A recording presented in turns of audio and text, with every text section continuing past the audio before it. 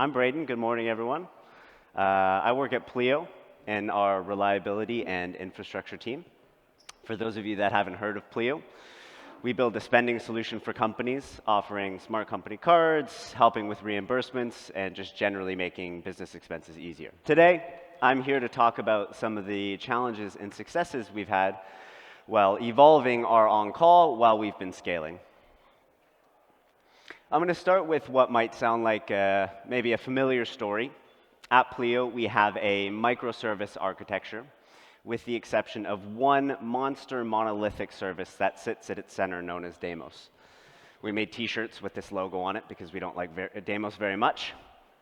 It's much better than it once was, but at its worst, Deimos was responsible for about 12 different features, as well as acting as both our API gateway and the orchestration layer between our services. Back in November of 2021, it was causing us daily incidents, to the point that we needed to form a crisis team, enlisting the majority of our most senior engineers across the company and our entire SRE team to get things under control. It was an expensive, month-long mess that we eventually resolved. However, it highlighted some really big problems we had with ownership and accountability, especially when it came to mitigating incidents. At that time, we managed a single on-call schedule to offer 24/7 coverage of all of our services. Now, one thing that's important is at Pleo, we have a convention of naming all of our services after moons in the solar system, so we aptly named this group the astronauts.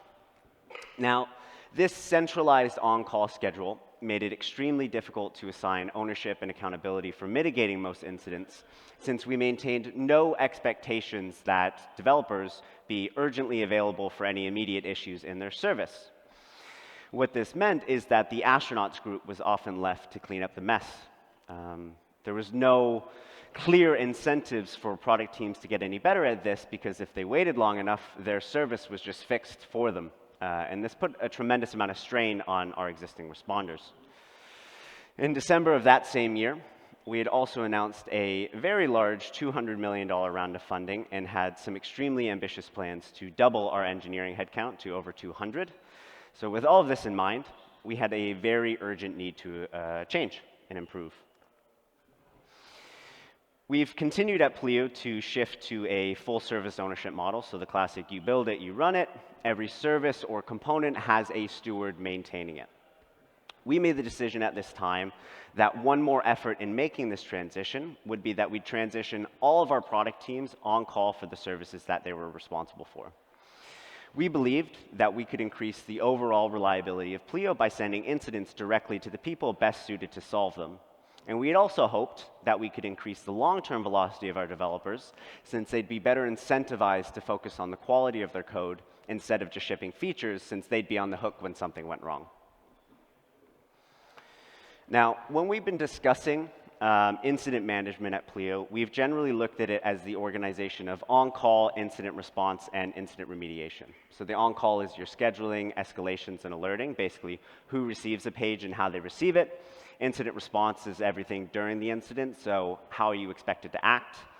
And incident remediation is everything post-incident, so your follow-ups, making sure the report gets done, and making sure we actually learn from our mistakes. I mention this because at the time, we were only two that were tasked with improving incident management as a result of this chaos. And to quote Arla, the lovely talk from Arla yesterday, we had to pick how much of the ocean we wanted to boil. So we chose to focus primarily on on-call, agreeing that we tackle incident response and remediation a bit in the future. So we started with the question, if we were to simply hand the pager over to teams, would that be enough? Could we call it a day? The answer was no.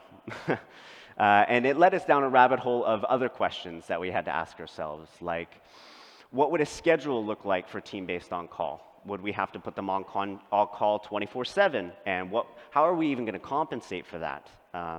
Did the alerts that we page for today still make sense? And what kind of training and onboarding do we need to provide? Who's going to provide that? Would SLOs magically solve all of our problems? In the end, we narrowed it down to 3 different areas that we wanted to solve for. So scheduling and escalations, alerting and when to page, and onboarding and training. The first problem we took a look at was the scheduling and escalations. It was very easy for us early on to make the decision that we'd be scoping this to only working hours on call. This saved us a lot of trouble in having to figure out compensation for all of our engineers, and we already had to deal with the headaches of engineers across multiple time zones. So, and if we looked at the incidents that we were receiving today, most of them were during working hours when people were actually making changes to code. So this was the right trade-off for us. We wanted to keep after-hours on-call optional as well. But what this meant was that we needed to preserve that existing astronauts rotation. The problem, however, was up until this point, there had been no effort or anyone assigned to actually improving that process. So there was no onboarding, there was no training, and quite frankly, the incentives weren't all that good. So to address this, we made 3 notable changes. First, we focused on incentives. We increased our on-call compensation from 37.5 kroner an hour up to 180. And we pay, just to clarify, only for after-hours on-call worked. We also allow responders to take a day off at their own discretion if they were involved in a long-running after-hours incident. Second, we took a look at the training and learning plan we provided, and we reached for a lot of the off-the-shelf materials that our tooling providers like PagerDuty and Datadog provide to offer more clear guidelines of how people can educate themselves. We also require that new responders shadow existing responders for 3 non-consecutive weeks before they join the primary rotation. And finally, we developed a clear process for onboarding, and we regularly communicated this during our engineering all-hands, which sounds kind of like an obvious step, but I've seen so many processes and tools fail to be adopted simply because they weren't communicated enough. And we knew we needed to go beyond just a simple Slack message to get this to work. Onboarding more engineers to our astronauts program has been a great way for us to diffuse knowledge more broadly across engineering at Pleo, and has offered an opportunity for more junior engineers to quickly step up into a leadership position. It also gave us a sense of confidence as we continued to roll out on-call to the different teams that we had a firm safety net in place. Now, when it came to alerting, every product team generally had a different level of experience when it came to setting up their own alerts. So some were extremely proactive and thorough, other teams had virtually nothing at all. And when we looked at what was already there, it wasn't very good. A lot of the existing alerts were created by the, to clarify, a lot of the existing alerts that we'd paged for were created by the SRE team. And it was clear to us that developers still maintain some expectation that we provide a bit of out-of-the-box monitoring for their services. But like I said, these existing alerts weren't very good, and they didn't give us a great deal of confidence that our engineers would know how to respond if we suddenly started paging them. As an example, context for these alerts was often missing, so you didn't know the impact, why we deemed them critical, or why a particular threshold had been set. We'd also spread alerts across both Datadog and CloudWatch, so there wasn't a single source of truth. And it was also common for us to group alerts in such a way that we couldn't change the threshold for services that had clearly different requirements. So, as an example, an internal tool with very little traffic was monitored in exactly the same way as some of our most important services like transactions or authentication. We did a lot of reading about SLOs, praying that they would solve all of our problems. And after about a week playing with burn rates, error budgets, and SLO-based alerts, we decided to park this for the time being. Adopting SLOs would have required a far more mature understanding of our reliability that we just didn't have available at that time. As an example, not a lot of thought had been put into the errors produced into our system, which made it quite difficult to use errors as an indicator. So we pivoted to what we thought was going to be a much simpler approach, taking inspiration from Google's 4 golden signals of monitoring: errors, latency, saturation, and traffic. And our goal was, we wanted to create a new baseline expectation of reliability, making some new alerts that were simple and sensible that we could begin paging engineers for. And we made a lot of new alerts. We made alerts for all the signals, flexible enough to attach them to all of our services, created Terraform modules so that we could roll them out everywhere, and we created just some beautiful dashboards in Datadog so that we could track all of our services and how they were performing against these alerts.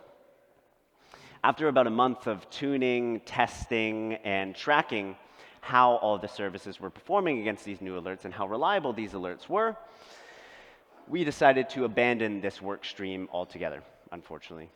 As simple as these signals are to understand, they are not as equally simple to implement for all of your services, for all of the signals, all at the same time. We spent way too much time trying to tune alerts instead of making any progress towards our actual goal, which was getting engineers on call. Deploying these alerts across our system highlighted many of the not-so-nice parts of our architecture that would need to be addressed if many of these alerts were to be meaningful. So those problems mainly revolved around error handling, synchronous dependencies between our services, and a number of performance bottlenecks that had been ignored for far too long. It felt like we had wasted a month of work without making any real progress. The silver lining was that we realized many of the existing alerts, although few and missing a lot of context, were actually not that bad. They were battle tested, and we could make some trivial changes and make them better before we felt comfortable introducing them to teams. So we started by migrating everything out of CloudWatch into Datadog, so it was all in one place.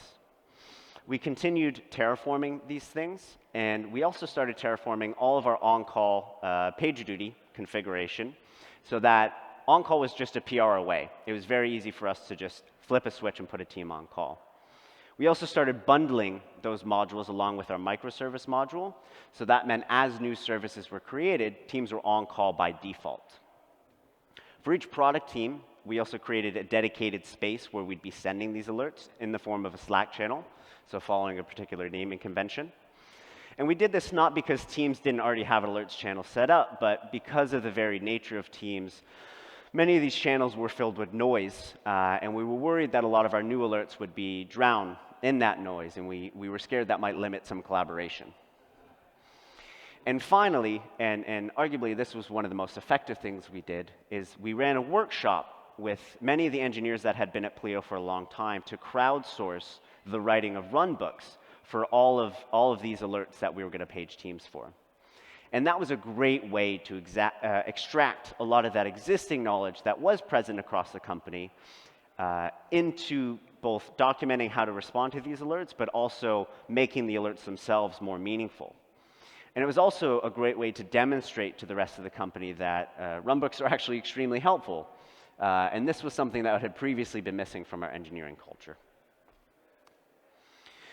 So with this foundation in place, we could easily enable on-call for all product teams.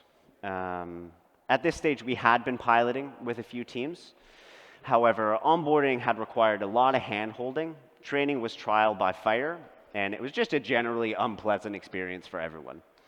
And we knew if we wanted to get company-wide adoption, we needed to make this better.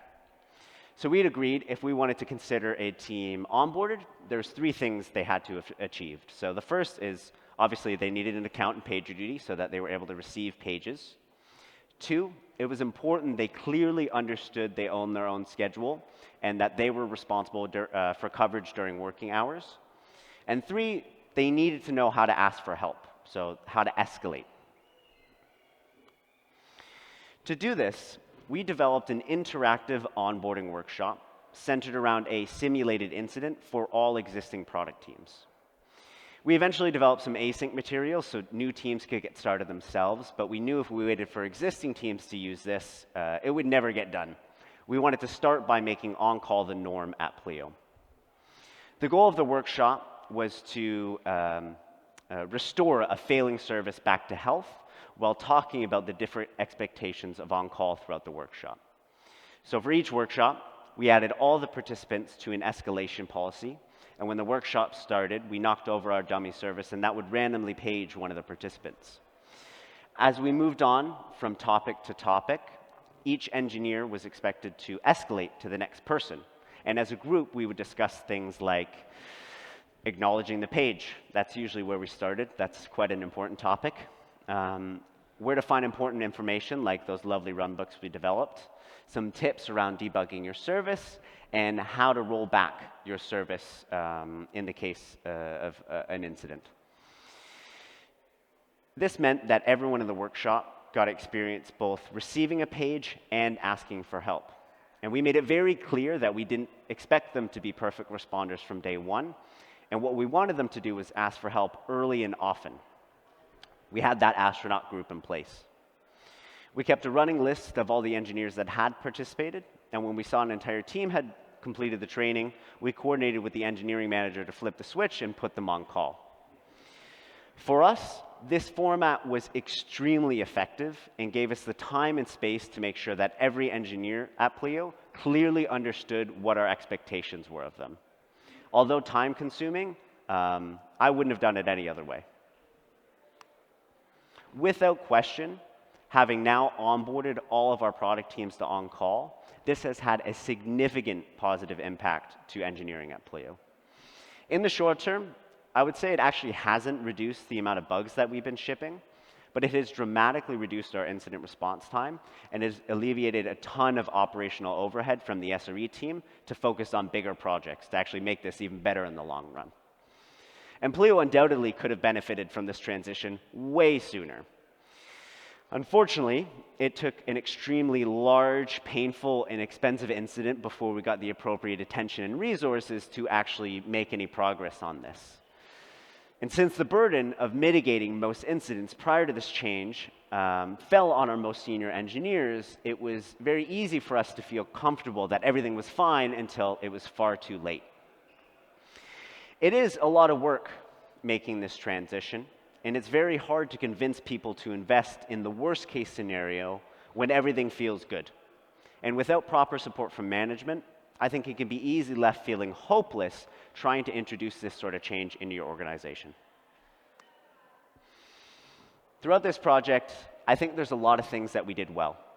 We had a clear and simple goal to guide us throughout the project, which was onboard all engineers to on-call. It was simple, everyone could get behind it, and we put time and effort into regularly communicating this when we could, so that no one was surprised when we started knocking on their door about the on-call schedule. We made on-call the default option by creating reusable Terraform modules and bundling it together with our microservice module so that it was harder to opt out than opt in. We also created a new dedicated space for teams to collaborate in the form of a Slack channel, bringing visibility to incidents so that the whole team could see when something was wrong. And finally, we developed a highly interactive workshop, reducing the barrier to entry for on-call and giving teams a more realistic experience before their first shift. It was far from perfect, but it was a safe space to ask questions and for us to acknowledge the shortcomings that engineers should expect in the first few weeks. I think the biggest thing we did wrong was it was our instinct to tackle this initiative like a technical problem, and we overinvested in what people were being paid for. And that's not to say that's not important, it definitely is, but instead of appreciating what we had, we decided to completely start from scratch. We had the feeling that if we wrote better, more actionable alerts and try to categorize our services to make them easier to understand, that suddenly people would care and respond. And in reality, alerts are only as good as the people available to action them. And we failed to appreciate that our limited set of monitors was battle-tested, and there were people across the company that did understand what they meant. And by extracting that existing knowledge, we transformed what we had into alerts people wanted to receive, and alerts we felt confident sending to engineers. We updated them to be more actionable, including clarifying the impact, linking to helpful dashboards and our runbooks, and creating those runbooks so that we had clear guidelines of how to respond to similar problems. Now, finally, one thing I didn't talk about today is anything beyond on-call, so incident response primarily. That's probably a talk for another day. What I can say is that when we wrapped up a lot of our work around on-call, we immediately started planning for the next steps. How are we going to tackle incident response? Unfortunately, and maybe unsurprisingly, that work sat on the backlog until we had another extremely large and painful incident. And what I can say now, after having just completed 6 or 7 months of work improving in this area, we take incidents very seriously at Pleo. If you're just looking at this yourself and you use Slack, I can strongly recommend Incident.io as a tool. It's been a backbone to a lot of the new processes that we've developed at Pleo, and it's made a significant difference for us. That's all for me. Thanks so much for your time. It's been an absolute pleasure speaking with everyone.